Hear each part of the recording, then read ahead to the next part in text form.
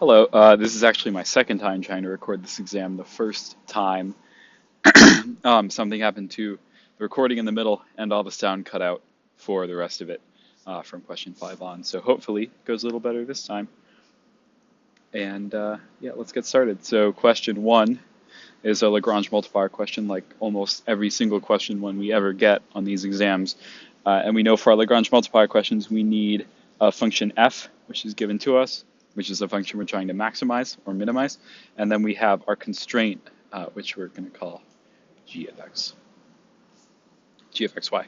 And we know that for our Lagrange multiplier questions, we need an fx and an fy, and that we're setting these equal to a gx and a gy, both multiplied by lambda. And these, of course, are just the partial derivatives with respect to x and y. So let's find those. So fx is going to be 4, and that's going to be 4x lambda. And then fy is going to be -1 equals 2y lambda. So we can solve these. We'll get 1 over x equals lambda, and -1 over 2y equals lambda. And we can, because both these lambdas are the same, no matter what they are, we can set these guys equal to each other and find that 2y equals -x. So now that we have a relation like this, we can go up into our constraint. Remember, we always plug into our constraint, not back into our f of x in this kind of intermediate step. And we will plug in for every, let's flip this around here, for every x, we'll plug in a -2y. So that'll leave us with, let's see, 2 times 4y squared plus y squared equals 1. So 9y squared equals 1. So y equals 1 over 3. And then since we had this little relation already established, we know that x will be -2 over 3.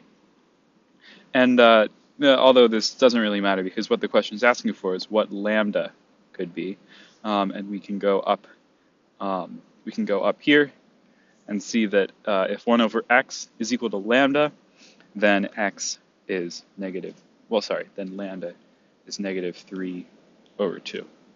And it would also be +3 over 2 because our constraint is made out of squares. So lambda could go either way, and we would be fine. So there we go. We got our -3 over 2 and 3 over 2. Okay, we're evaluating this little integral right here with respect to x and then with respect to y. So this is the equivalent of the questions that they ask where you're reversing the order of integration. This one just has a couple extra steps because we have to set everything up ourselves. So it says that we're on a region, triangular region with vertices 0, 0, 0, 1, and 2, 1. So we got our little triangle in here. And it says we're integrating with respect to x and then y, so we can set that up right there. And we know that our integrand is going to stay the same. We're staying in rectangular coordinates, so it's going to be 2ey squared. And if we draw a line that's parallel to the x-axis, when it enters our region, it'll enter the line x. Sorry. Oh, is this the one I messed up before? No, we're good. We're good.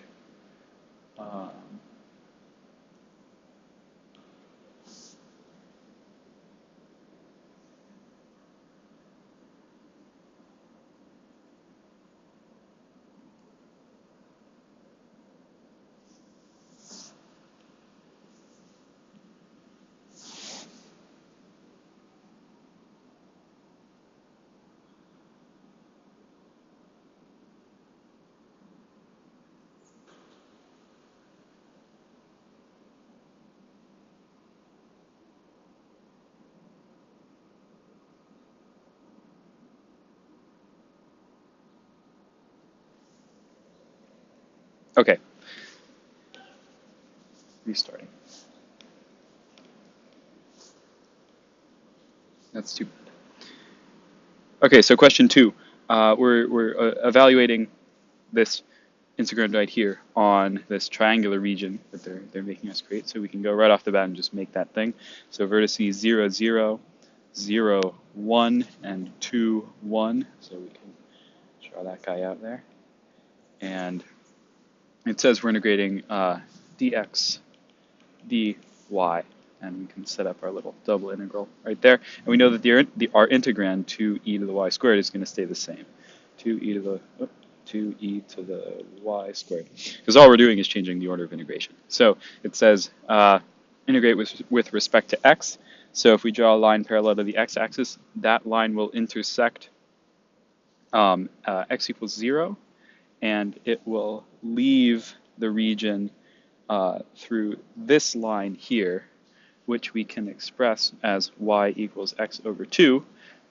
And since we know that this needs to be in the form x equals, because we're taking it with respect to x, this will be x equals 2y. And then, of course, for our y values, we just need to find the extrema, which is 0 and 1 for our region. So now integrating, it's a pretty simple, use substitution integral. We have no x here, so we can just multiply by 2y e to the y squared. And now this integral dy is also fine. Sorry, I multiplied by 2, so this should be a 4. There we go. And now if we take our antiderivative, we're going to get 2 e to the y squared on 0, 1, which is 2, and this is 2e to the first power. So 2e minus 2 is our final answer. Okay, question 3. Evaluate the double integral by reversing the order of integration. It's pretty much exactly what we did in the last example, so this should be easy points for us. So we see that y squared is less than or equal to x, which is less than or equal to 9, and 0 is less than or equal to y is less than or equal to 3. So the parabola y squared is the same thing as y equals root x, and that'll come in handy later. And so we're running from y is equal to 0 to y is equal to 3, and from x is equal to 0 to x is equal to 3. And we are dealing with this region in here. And so if we're setting up our integrals, we're going to be integrating dy dx, because they say we need to reverse it. And our integrand is going to stay the same, y cosine x squared. And then we can see that if we draw a line parallel to the y-axis, we're going to intersect y equals 0 first and leave the region at root x. And then, of course, for our x, we just need the extrema values for x, just like before, and that's going to be 0. Whoops, that's not what I wanted to do. We need our axis back. That's going to be 0 and 9, so 0, 9. And integrating, we're going to get y squared over 2 cosine x squared evaluated on 0 and root x for y. So we're going to get x over 2 cosine x squared, and this is just going to be 0. And then this guy, we can just run some u substitution on it and get sine x squared over 4 evaluated on 0, 9, and we get sine 81 over 4, whereas sine 0 over anything is just 0. So sine 81 over 4, and we're done with that one. Okay, this is the only question where they ever ask us to find a center of mass, and we know for the center of mass, so y bar is going to be equal to mx over m, where m is mass. And really this mx, I think of it as my, because really all it is doing the mass integral, but with a y added. I'm sure there's a very good reason why they call it mx, but for these purposes, I really don't care. So we're going to be calling that my. Screw it. And our region is y equals x squared, bounded by the lines y equals 0 and x equals 1. So we are right in here. And so it looks like we're going to have a double integral to deal with. And they give us our density function, and we know that in order to find mass, we just have to integrate over density. integrate our density function over the region. And so we'll go dy dx this time, just because I see that we're given two nice pretty values for y already. So we know that y is going to be bounded on the bottom by 0 and on the top by x squared, and that x is going to run from 0 to 1. So if we integrate this, our first integral will just lead to x cubed. And then taking this with respect to x, we're going to get x to the 4th over 4 evaluated on 0, 1, which is just 1/4. So that's our mass. And we know that that's eventually going to be divided in here. And I'm going to kill some of this work so we have more space. So we know to find my, which is really mx, but we're calling my. We need to do that same integral. So from 0 to x squared, from 0 to 1, but we need to add a y. So yx, dy dx. So evaluating y squared over 2x, evaluate on 0, x squared is going to be x to the 3rd, x to the 5th over 2, and this is going to be 0. And then integrating again, we'll get x to the 6th over 12. Evaluate on 0, 1 is 1/12. And so 1/12 divided by 1/4 is the same as multiplying by 4. That's just going to give us 1/3, and we're done. Okay, this is the point where in the last recording the audio failed on me, so hopefully it doesn't now, because I like doing this, but not that much. Okay, so R is a region in the first quadrant bounded by, a circle. So we're already thinking polar coordinates, and yep, polar coordinates will be what we're going for here. So let's draw our region out. We have our circle with radius 2, like that.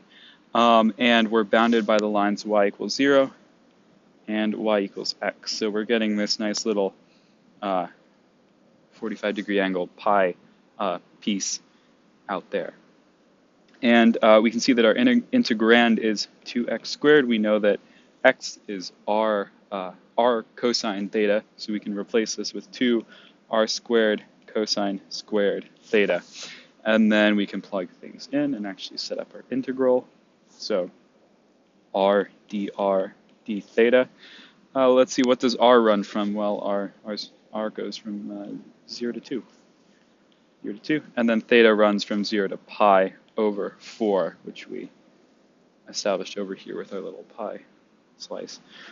And then we've got to add our integrand in here, and I'll actually drag it over. Oh no, it's too big. I shouldn't do this. Okay, we got our integrand in there. So now we can evaluate. Taking our integral with respect to r, we're going to get r to the 4 over 2 on 0, 2, which is going to be 8.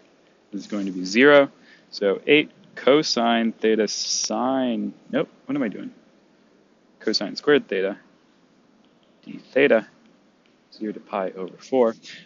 Now, okay, so we could do some half angle identities and, double angle identities and get our answer. But also, we notice that they've given us this nice little relation up here that we can use, and that this is kind of a good marker that we're on the right track too. So if we replace every 2 cosine alpha, which is really theta in our case, with 1 plus cosine 2 alpha, we're going to get 1.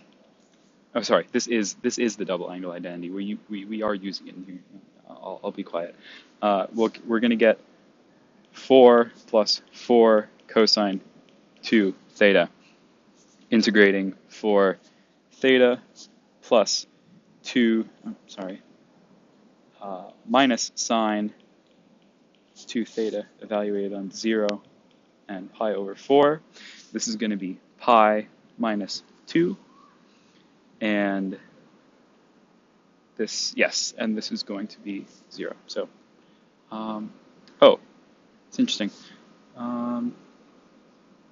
I did something wrong. Let's go find what I did. What is this 5?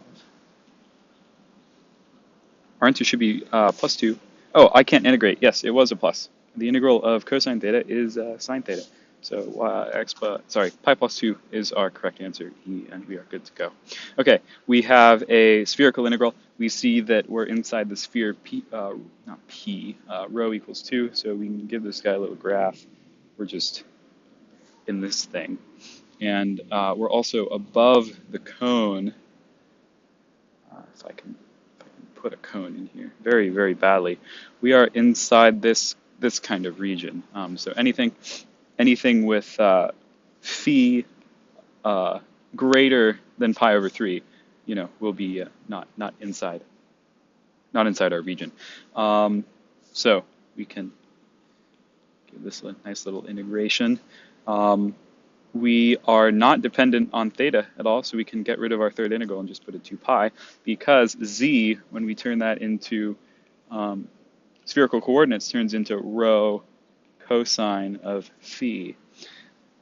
And so setting up our integral, we're going to have rho cosine of phi, and then our normal additions, rho squared sine phi, d rho d phi.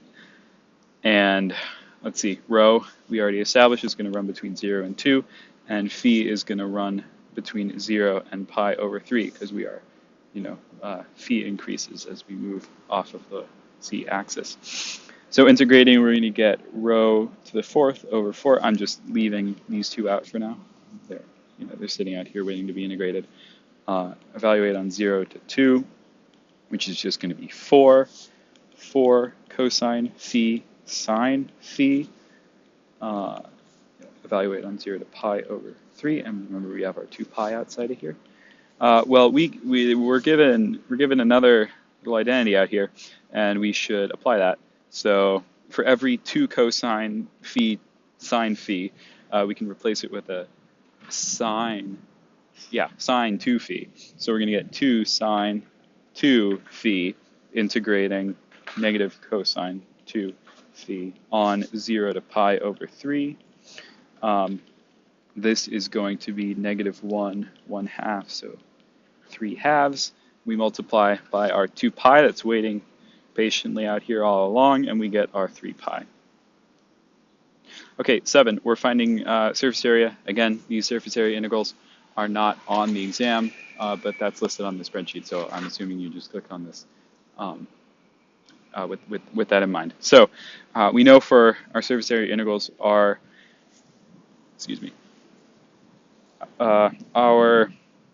integrand is going to be made up of the sum of the squares of the partial derivatives of our function with respect to x and y, because what we're looking for is kind of the xy plane projection of the function.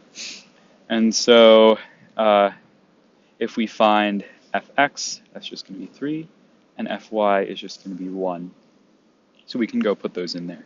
We're going to get 3 squared plus 1 squared, and then I'm not actually sure why, but we do also add 1 inside here. That's just a thing. And so we have a root 11. So immediately we can cross off 2 that don't have root 11. Now let's go take a look at what area we're actually integrating over. So if we set up our coordinate axes, we have the line x equals 1, the line y equals 0, and y equals x, my best attempt at y equals x cubed. So we're in this little region here that's bounded by all 3 of our constraints. So we can set up an integral. Again, we have 2 y equals, so we'll do dy dx. So from 0 to x cubed, and from 0 to 1 for x. And so evaluating, we're going to get, we have no y here, so we can just multiply root 11 x cubed. Now integrating again, we're going to get root 11 x to the 4 over 4 on 0, 1, which is just root 11 over 4, and we're done. Okay, let E be the region bounded above by the paraboloid, blah, and below by the cone, that. What integral arises? So we're not actually solving this whole thing. We are just writing the thing out. So immediately we can make all of this make much more sense if we go replace all of our x squareds plus y squareds with r's. So this guy is going to turn into 2 minus r squared, And this guy over here is just going to turn into z equals r. So, okay, we need to figure out the r value at which these guys intersect, because that will be where our r is maximized. We need that for the bounds of our integral. So let's find that. Let's set these guys equal to each other. We find that r equals 2 minus r squared, which is the same thing as r squared plus r minus 2. And we can factor this up, r minus 1, r plus 2. And so r equals 1 and r equals negative 2. Well, negative 2 is useless to us because we only want positive r values. So r runs from 0 to 1. So any of these r running from 0 to 2, up here we can get rid of right off the bat. And so we're left with a 50-50, which is already pretty good. So now we can really go and set up our integral. We're not dependent on theta at all, so there's no constraint on theta. So d theta is going to be 0 to 2 pi, and let's see, d c d r, and then we know that we have an r already sitting in here. So what's z running from? Well, we just established that here. Z is going to go from r to 2 minus r squared, and we know that r is going to go from 0 to 1. That's what we just found in here.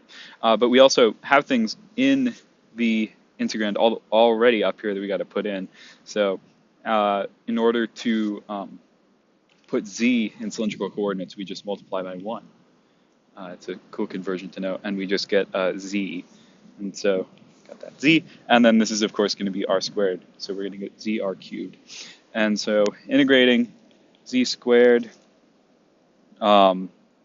r cubed on r 2 minus r squared, we are going to get, let's see, 4 minus 4r squared plus r to the 4th times r cubed, and we're going to get r squared times r cubed.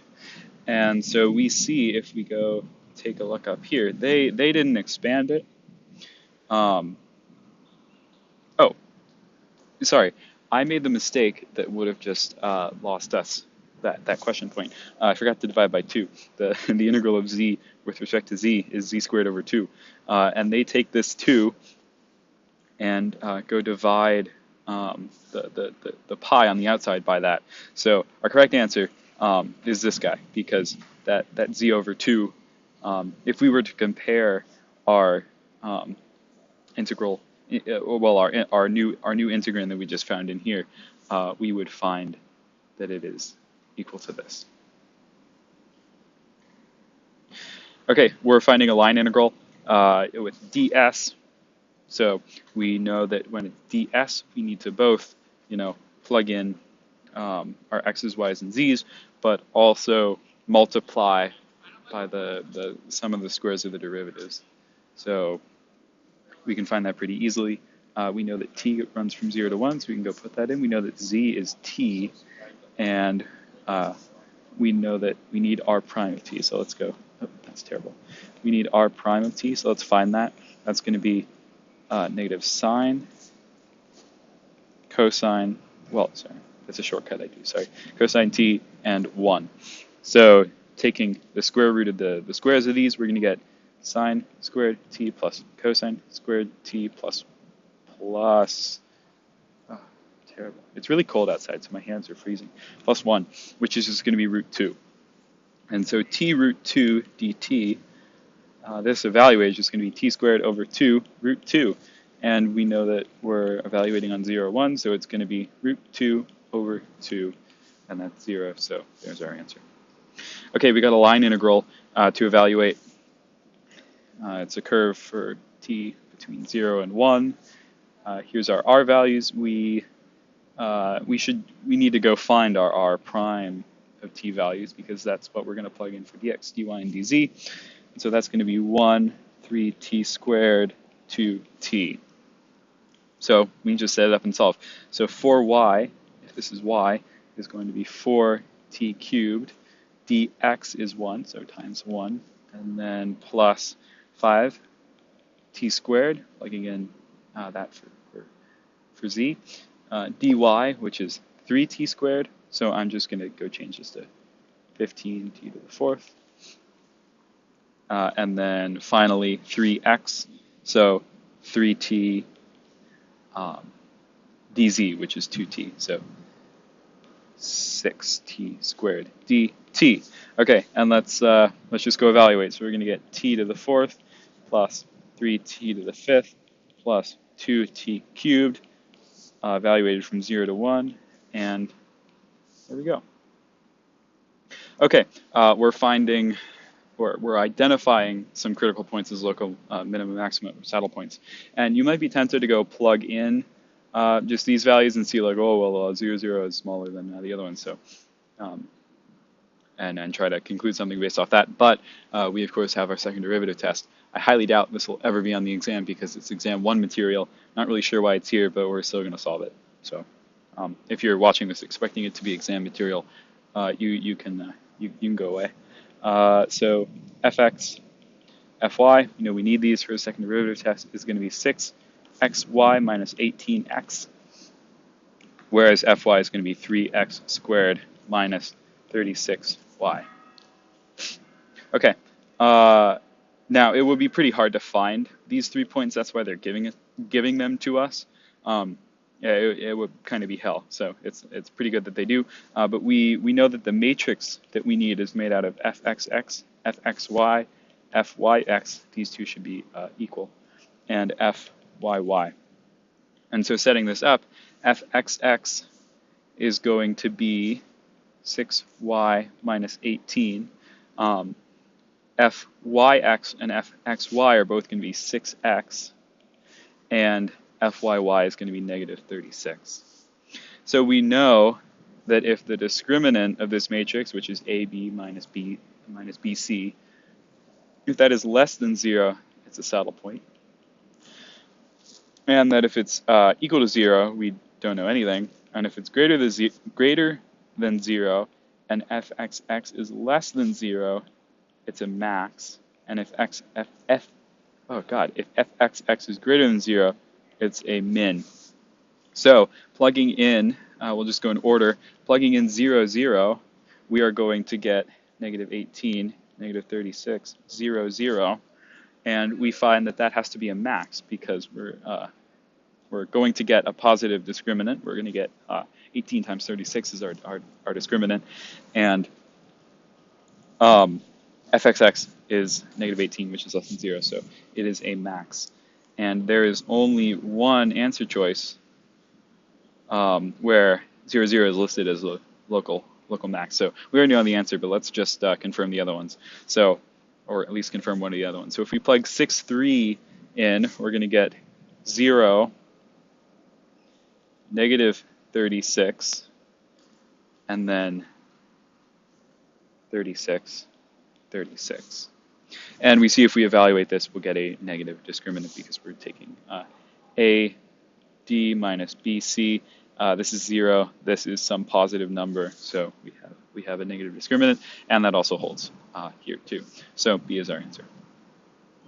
Okay, finally we have again a problem that whose material will apparently not be on our exam, which is just as well because these things are a little crazy.